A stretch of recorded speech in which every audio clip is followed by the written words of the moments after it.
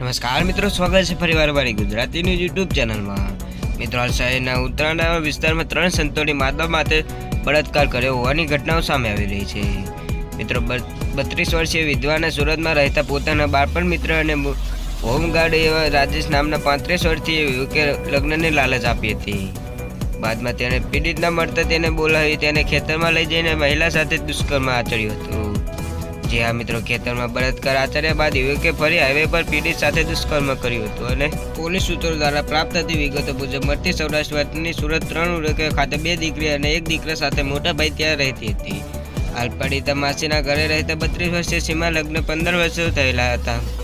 લગ્નના 3 વર્ષ બાદ રીમાનું પતિમાં બીમારના કારણે મોત થઈ ગયું હતું। ત્યારબાદ તે પોતાના બાળકો સાથે મોટા ભાઈ રહેવા ઘેર આવી હતી। મિત્રો, આવા નરાધમ માટે શું કહ્યું છે જરૂરથી કોમેન્ટ કરજો।